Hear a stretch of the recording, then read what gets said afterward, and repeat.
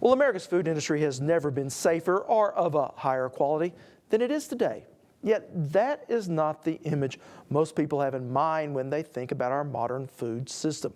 A growing number of Americans have a mistrust in modern food production that our guest today says is both unfounded and unhealthy. Economist Jayson Lusk studies consumer behavior and is the author of The Food Police and joins me now in studio. Well, first of all, you're going to have to explain to me, what is the Food Police? I've not seen any arrests, or at least as of late. Yeah. So I sort of like to think about the food police as the backseat drivers when it comes to food. Sort of a group of people that think they know better how you should be eating and how farmers should be farming. And even though they're a small group of people, they're very influential. They're cultural movers and shakers, and they've been very effective in getting the ear of politicians and advocating for policies that the research shows, unfortunately, in many cases, may do more harm than good. Yeah, and you are a researcher. Let's just throw that out here. You write many scholarly articles. You've studied consumer behavior for several years. That's exactly right. So I'm a professor of agricultural economics, and that in a lot of ways is what I'm trying to do with this book. The book is written for the general public, but what I'm trying to get people to do is sort of remember the science and the evidence-based reasoning and the economics behind a lot of the policies that get advocated, and not just do things because it feels good or sounds good, but let's look at the research and see if it's really going to work. And you told me before you came out here that you wrote it to help, provoke, but some of it people could say is provocative. I want to ask you about a couple of those things. First of all, fat taxes. That's something that we've heard a lot about, and I always want to get your opinion on taxing things that are not particularly good for us. Right. So first, I'll start by saying that, there are a large number of people in this country that are obese, and there is a problem with weight, and I'm not denying that issue. Part of what I question in the book, is it a public health problem or is it a private health problem? And there are certainly costs to being overweight, but it's not necessarily all that clear to me that it's a public health problem. But even if you disagree with me on that, and I think people can legitimately disagree, we might want to ask the question whether the policies we're advocating are going to work. And so let's take something like a fat tax, or let's take a soda tax to be even more specific. And that's something that's been advocated in a lot of locales. So the idea is, let's put a tax on sugar beverages, and this will lower people's weight. The trouble with that is, when you look at the research, that those taxes don't actually change people's behavior much. And even when it does, what people will often do is substitute towards other beverages, like they go from sodas to drinking juices, sometimes even alcoholic beverages. So they might even end up consuming as many or more calories than they did before. And moreover, one of the challenges is that it will raise revenue. It'll take money out of the wallets of consumers. And because poorer consumers spend a larger proportion of their income on food, food taxes are very regressive. What that means is it taxes the people who can least afford to pay it. So the research shows it's not going to actually change weight very much, and it's going to impose a cost on the poor. And so for those reasons, I don't tend to think about fat taxes as being a very effective policy. Now, how would you differentiate that with, we regulate or try to incentivize smoking tobacco? We tax tobacco a lot in this country. Yeah, we do, and I'm not going to claim to be an expert on cigarette and tobacco taxes. One of the things that's certainly different in that case is there are arguments that cigarettes impose costs on other people through secondhand smoke.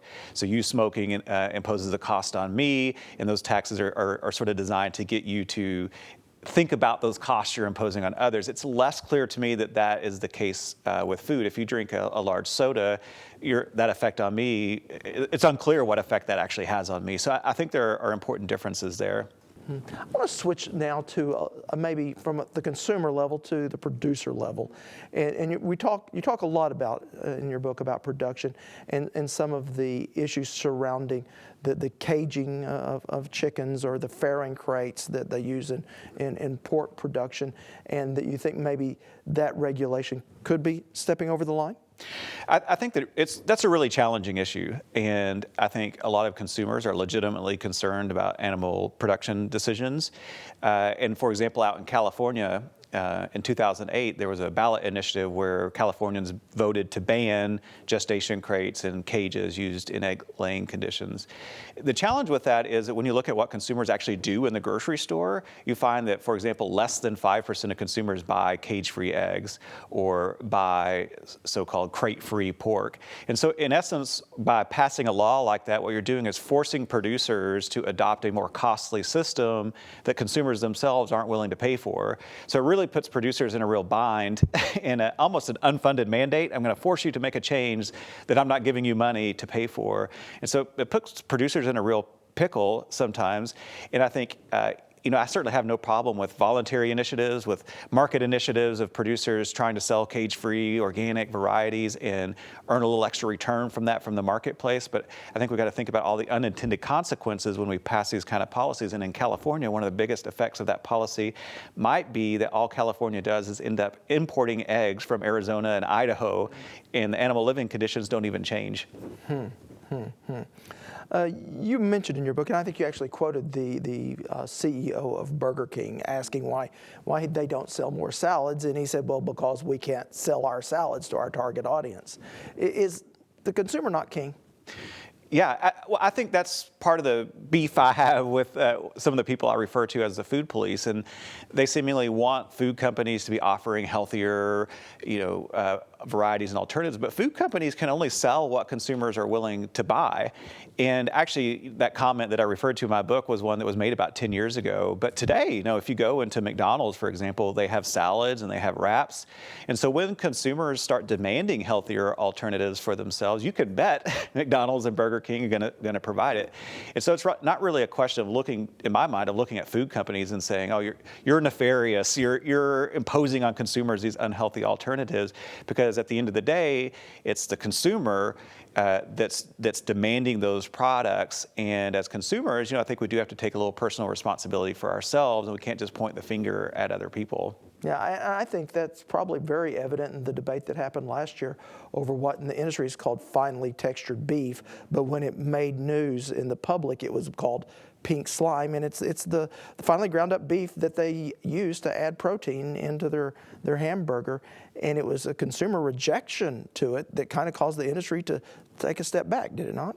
It did. That's a really, a lot of things going on with that issue, but you're right, there was no regulation in that particular case, and that was in a way, a voluntary response to consumer demand. And it does show you that when consumers want to make a change, food retailers and grocery stores, food processors will respond very quickly. Again, we can argue a little bit about whether the media presentation of that particular case was spot on, but that's a sort of a separate issue. Certainly. And I guess that does take me to that point. What is the role that the media has played in our opinions about the food that we eat? I think one of the real challenges for me as a researcher and as somebody that grew up around production agriculture is that what you see in the media are often the bad stories about food and agriculture. And when you look at the best-selling books about food or the food journalists, you get this impression that, boy, everything's just terrible, and farmers are raping their land. They don't care about the health of their food they're putting out. They don't care about the environment or their children, and food processors are just poisoning the food supply. And having worked with these people, having grown up around them, it just simply isn't true. And I think one of the challenges for the media is they're going to report what sells, and the unfortunate reality is that bad news often sells better than good, and the unfortunate reality of that is it creates a distorted image in the mind of the food consumer, one that doesn't really reflect reality. And so that's one reason I wrote this book, is to try to remind people that there really have been a lot of really wonderful changes that have happened in food and agriculture, and to try to remind people of those good changes, and in part so that they don't enact policies that will reverse some of those really good benefits and changes that we're receiving and may not even realize it. Yeah, let's talk about some of those changes, and I really want to focus now on food technology that's come about just in really the past couple of decades, and probably first and foremost is what I call biotech foods. They also are called GMOs, but genetically modified foods. Right. This is certainly one of the most controversial food issues. And again, when I mentioned sort of the food elite, the cultural movers and shakers when it comes to food, they demonize this technology. They say it's terrible, it's created all these bad outcomes. But if you really look at the research, this has really been a boon to both farmers and consumers in a lot of respects. So on the farm, the research shows that biotechnology has allowed farmers to use fewer pesticides. It's allowed farmers to use more environmentally friendly herbicides. So the herbicides that are now used on the farms are much less toxic to the environment. Moreover, they're associated with things like conservation tillage practices, so they allow farmers to not plow the ground as often. So there are a lot of environmental benefits, and it saves the farmer time, and so it's an economic benefit to them. And to you and I, the food consumer, biotechnology has lowered the price of food. And while some people that live in Berkeley or New York, maybe they can afford enough to pay a little more for food, and that's fine if they can do that. But we got to remember, there are a lot of people in this world today that can't afford enough to eat. In the U.S. alone, there are 15% of U.S. households that are food insecure. That means they have trouble getting enough food to eat. Globally in the world, there's almost 1 billion people, according to the United Nations, that are hungry.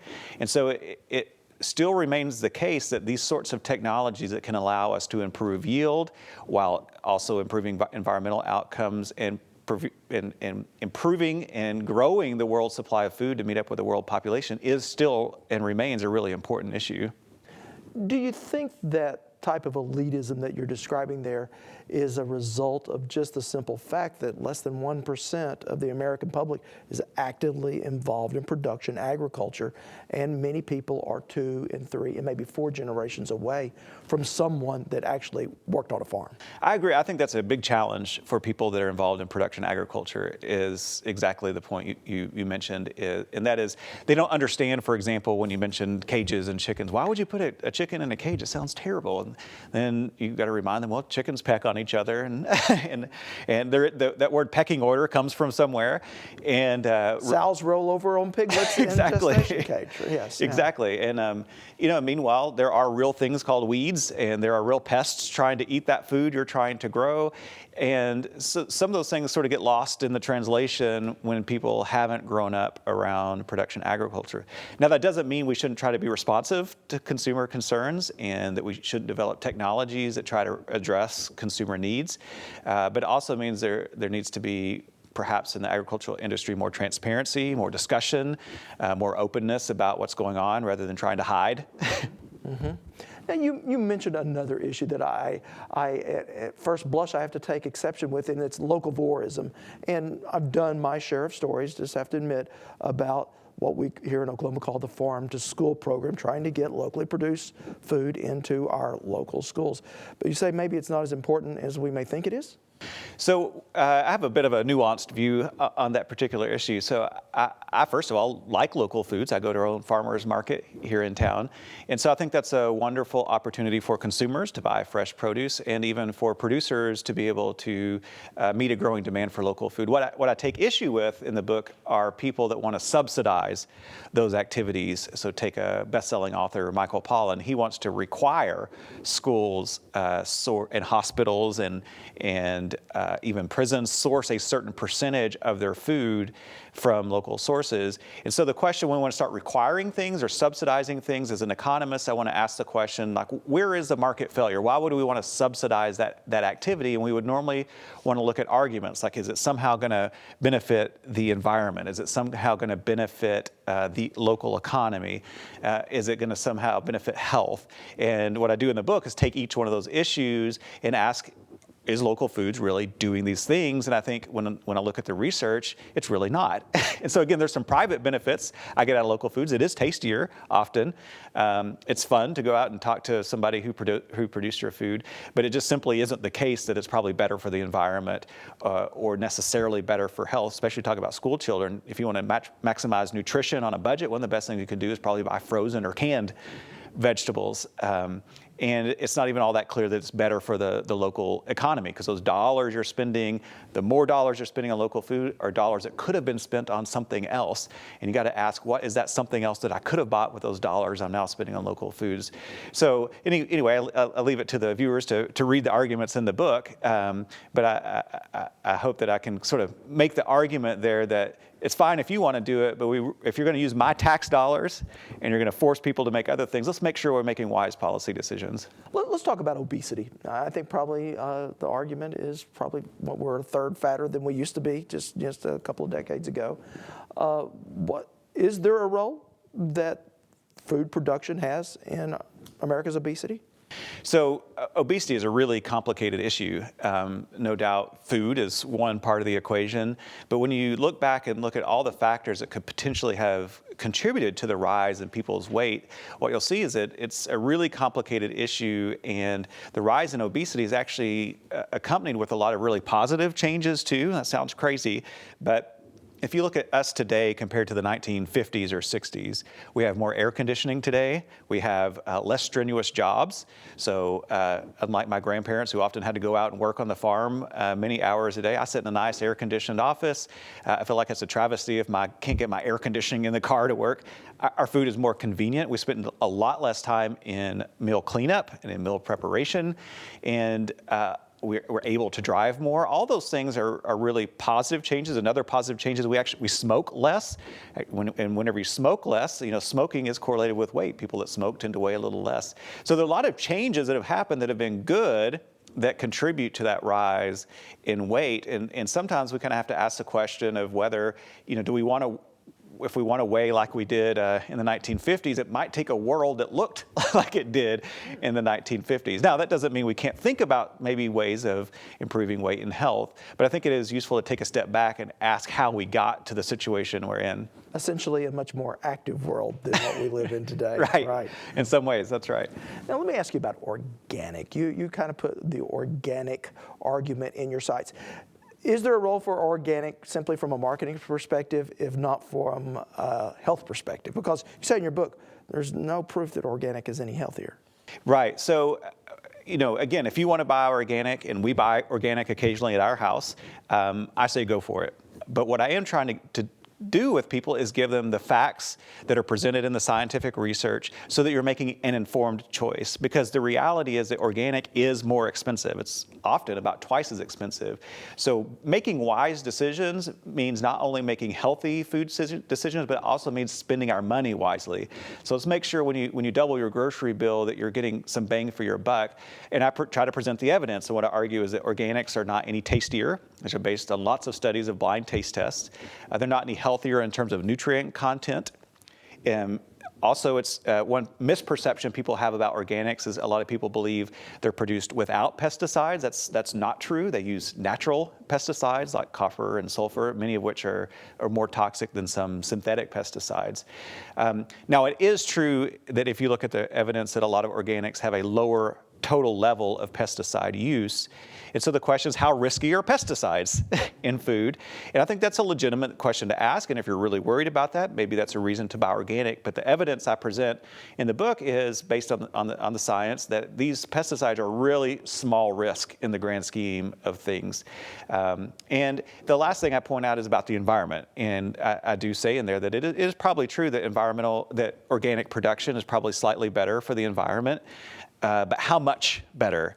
And it's more equivocal than most people realize. There are some advantages, like organic requires planting certain cover crops and not tilling the soil. But what we have to realize is a lot of conventional farmers already are no-till and care about their own land. Moreover, with organic, often the yields are lower. So if you want to produce the same amount of food, you have to bring more land into production.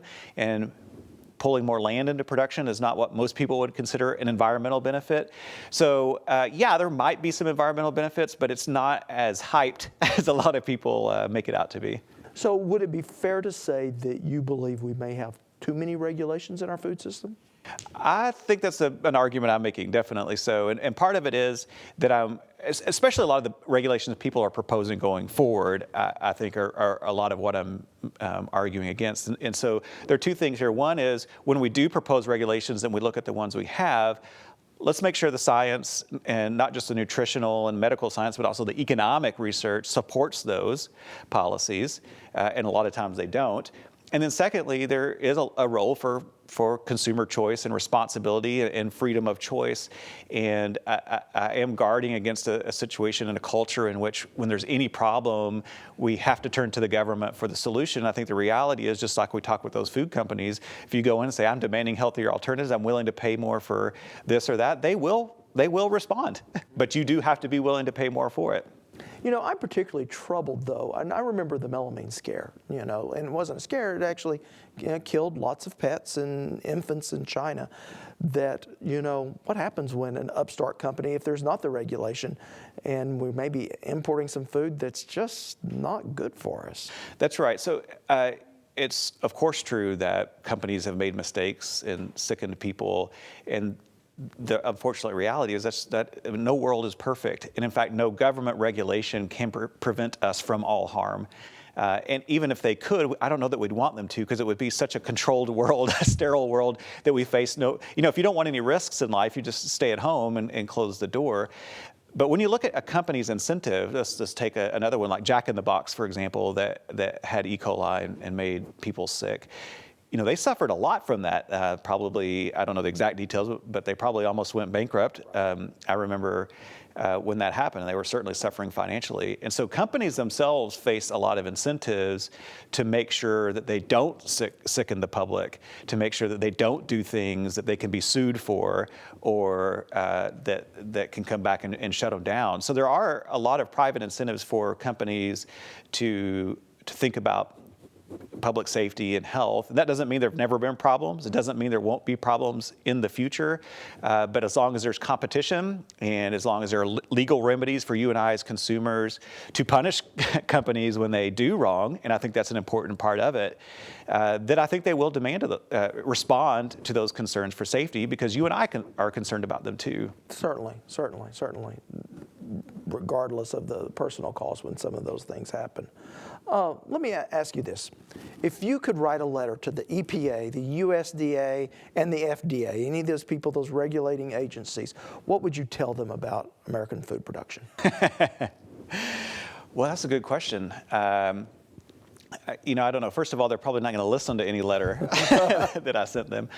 But one of the things I think that when we think about food policy in general, one of the things that I think gets missed a little bit is that when we look at a lot of the problems with food, take obesity or environmental problems, a lot of times these are more symptoms than causes. So take the issue of obesity. Obesity is really, I think, often tied up with the problems of poverty.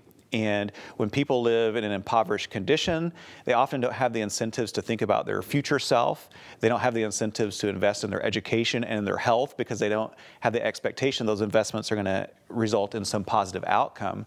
And so a lot of times when we see things like unhealthy eating and obesity, that's a symptom of some larger underlying issue related to poverty. So really, if you're asking me about what things should government be doing to get people to eat healthier and think about their health, there are probably policies that would promote economic growth, and policies that would give people the opportunities and the chances to benefit from investments in their health and in their education, because then they'll have an incentive to think for themselves about, wow, if I'm healthier 10 years from now, I'm going to be making more money, I'm going to have more opportunities. So in my mind, a lot of economic development and promoting a culture and an environment of economic growth is one that would do a lot to solve a lot of the health problems that we see. All right. Well, it's certainly been an interesting conversation. Jayson Lusk is an economist and a consumer behaviorist and the author of this new book, The Food Police.